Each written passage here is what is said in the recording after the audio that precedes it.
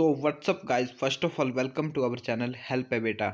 तो नमस्कार दोस्तों, स्वागत है आपका आज के जीके कॉन्टेस्ट में, जिसका नाम हमने रखा है केबीसी जीके कॉन्टेस्ट। इस कॉन्टेस्ट में हमने जितने भी क्वेश्चन लिए हैं सभी प्रश्न सेलेक्टेड लिए हैं और एग्जाम में इनके पूछे जाने के चांसेस काफी हाई रहते हैं। तो दोस्तों वीडियो शुरू से लेकर एंड तक देखना, क्योंकि वीडियो के लास्ट में हम रिविजन भी करेंगे उन सभी क्वेश्चन का जो वीडियो में काफी इंपॉर्टेंट होंगे। तो वीडियो शुरू करते हैं। क्वेश्चन फर्स्ट है, इनमें किसको जापान का मैनचेस्टर कहा जाता है? ऑप्शन है ओसाका, टोक्यो, नागासाकी या फिर याकोहामा को। दोस्तों वीडियो में जितने भी क्वेश्चन दिए जाएंगे सबका आंसर गैस करने के लिए आपको 3 सेकंड का समय मिलेगा। इस क्वेश्चन के लिए आपका समय शुरू होता है अब।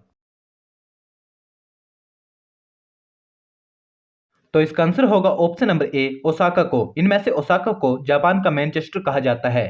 तो क्वेश्चन सेकंड है, निम्नलिखित में से कौन सा देश कोयले का सबसे बड़ा उत्पादक देश है?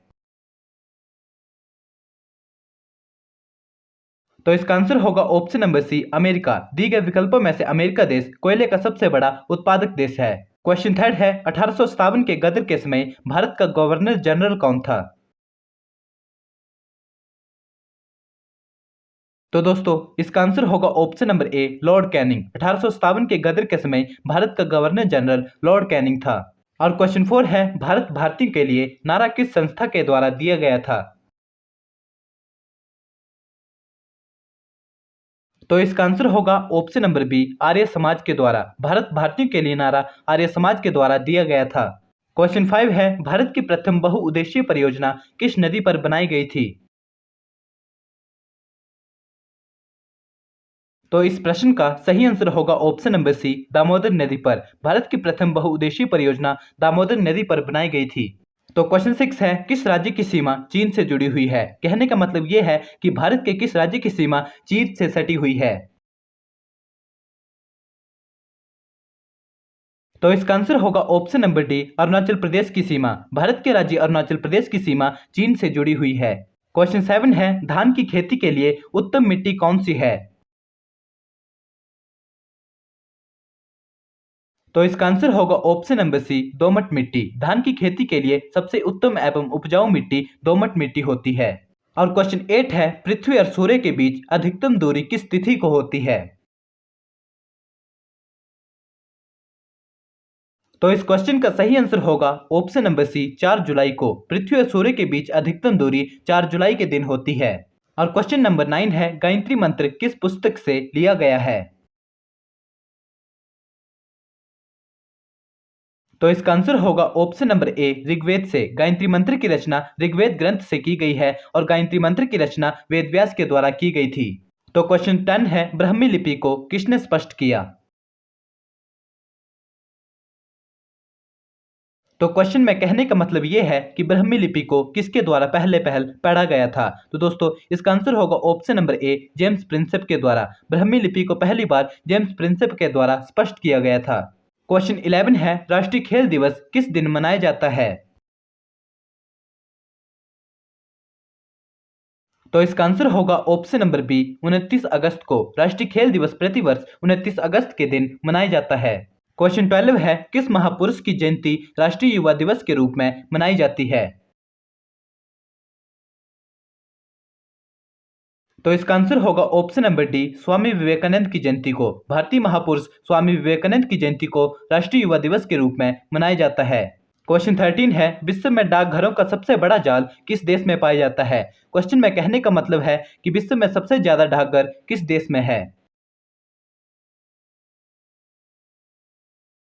तो आंसर होगा ऑप्शन नंबर सी, भारत में। विश्व में सबसे ज्यादा डाकघर अपने देश भारत में है। क्वेश्चन 14 है, भारत में डाकघरों की संख्या लगभग कितनी है? तो इसका आंसर होगा ऑप्शन नंबर बी, 1,50,000। भारत में डाकघरों की संख्या लगभग 1,50,000 से भी अधिक है। और क्वेश्चन 16 है, भारत में डाक सूचकांक प्रणाली की शुरुआत किस वर्ष में हुई थी? तो इसका आंसर होगा ऑप्शन नंबर सी, 1972 ईस्वी में। भारत में डाक सूचकांक प्रणाली की शुरुआत 1972 ईस्वी में हुई थी और भारत में डाक प्रणाली की शुरुआत लॉर्ड डलहौजी के द्वारा की गई थी। क्वेश्चन 17 है, जैन सूत्र में कितनी लिपियों का उल्लेख है? आंसर होगा ऑप्शन नंबर सी, 18 लिपियों का। जैन सूत्र में 18 लिपियों का उल्लेख मिलता है। क्वेश्चन 18 है, अशोक के शिलालेखों की क्या लिपि है? तो इसका आंसर होगा ऑप्शन नंबर डी, ब्राह्मी लिपि। अशोक के शिलालेखों की लिपि ब्राह्मी लिपि है और ब्राह्मी लिपि को सबसे पहल जेम्स प्रिंसेप के द्वारा पढ़ा गया था। क्वेश्चन 19 है, केंद्रीय भारतीय भाषा संस्थान कहां पर स्थित है? तो इसका आंसर होगा ऑप्शन नंबर ए, मैसूर में। केंद्रीय भारतीय भाषा संस्थान मैसूर में स्थित है। क्वेश्चन 20 है, भारतीय साक्षरता मिशन की शुरुआत कब हुई थी? इसका आंसर होगा ऑप्शन नंबर बी, 1988 ईस्वी में। राष्ट्रीय साक्षरता मिशन की शुरुआत 1988 ईस्वी में हुई थी। तो दोस्तों, अगर आपको वीडियो पसंद आ रही हो तो इस वीडियो को लाइक जरूर करें, और अगर आप किसी भी प्रश्न का उत्तर पहले से ही जानते होंगे तो उस क्वेश्चन का आंसर कमेंट बॉक्स में जरूर लिखिएगा। और ऐसे ही अधिक कंटेंट के लिए हमारे चैनल को सब्सक्राइब करना और बेल आइकन को प्रेस करना ना भूले। तो चलिए अब नेक्स्ट क्वेश्चन की ओर बढ़ते हैं। क्वेश्चन 21 है, नवोदय विद्यालय में दाखिला किस कक्षा में होता है? तो इसका आंसर होगा ऑप्शन नंबर सी, छठी कक्षा में। नवोदय विद्यालय में दाखिला छठी कक्षा में मिलता है, और ये दाखिला तभी मिलता है जब आप इनके द्वारा कंडक्ट की गई परीक्षा को उत्तीर्ण कर लेते हैं। और क्वेश्चन 22 है, दूरदर्शन की प्रथम समाचार वाचिका कौन सी थी? तो इस क्वेश्चन का आंसर होगा ऑप्शन नंबर सी, प्रतिमा पुरी। दूरदर्शन की प्रथम समाचार वाचिका प्रतिमा पुरी समाचार वाचिका थी। क्वेश्चन 23 है, मुंबई महानगर का एसटीडी कोड क्या है? तो इस क्वेश्चन का आंसर होगा ऑप्शन नंबर बी, 022। भारत के सबसे अमीर शहर और माया नगरी मुंबई का एसटीडी कोड 022 है। और क्वेश्चन 24 है, भारत में मनी ऑर्डर प्रणाली का प्रारंभ कब से शुरू हुआ था? आंसर होगा ऑप्शन नंबर ए, 1880 ईस्वी में। भारत में मनी ऑर्डर प्रणाली का प्रारंभ 1880 ईस्वी में शुरू हुआ था। क्वेश्चन 25 है, इंदिरा गांधी राष्ट्रीय मानव संग्रहालय कहां पर स्थित है? तो इस क्वेश्चन का आंसर होगा ऑप्शन नंबर ए, भोपाल में। इंदिरा गांधी राष्ट्रीय मानव संग्रहालय भोपाल में स्थित है। और क्वेश्चन 26 है, भारतीय सर्वेक्षण विभाग का मुख्यालय कहां पर स्थित है?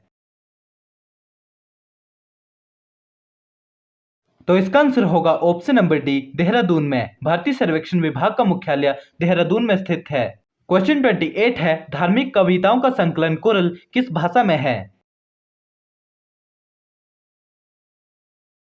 तो इसका आंसर होगा ऑप्शन नंबर ए, ग्रीक भाषा में। कुरल, जिसे धार्मिक कविताओं का संकलन भी कहा जाता है, यह कुरल ग्रंथ ग्रीक भाषा में है।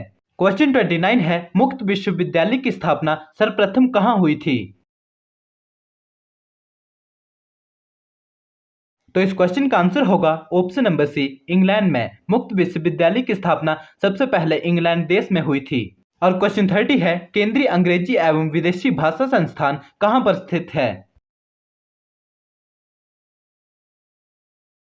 तो इसका आंसर होगा ऑप्शन नंबर ए, हैदराबाद में। केंद्रीय अंग्रेजी एवं भारत में जो भी विदेशी भाषाएं बोली जाती है, इनका संस्थान हैदराबाद में स्थित है। तो दोस्तों, चलिए अब एक नजर रिवीजन पे भी दौड़ा लेते हैं। तो दोस्तों, यहाँ पर शुरू होता है आपका रिवीजन। अगर आपने वीडियो को बिना स्किप किए हुए पूरे ध्यान से एंड तक देखा होगा तो रिवीजन में दिए गए सभी प्रश्नों का उत्तर आप सही देंगे। तो रिवीजन के लिए आपके पास क्वेश्चन फर्स्ट है, भारत भारतीयों के लिए नारा किस संस्था के द्वारा दिया गया था? तो दोस्तों, ये क्वेश्चन भी बहुत इंपॉर्टेंट है और इसका आंसर होगा आर्य समाज के द्वारा। भारत भारतीयों के लिए नारा आर्य समाज के द्वारा दिया गया था। तो रिवीजन के लिए आपके पास क्वेश्चन सेकंड है, किस राज्य की सीमा चीन से जुड़ी हुई है? तो दोस्तों, बताइए कि भारत के किस राज्य की सीमा चीन से जुड़ी हुई है?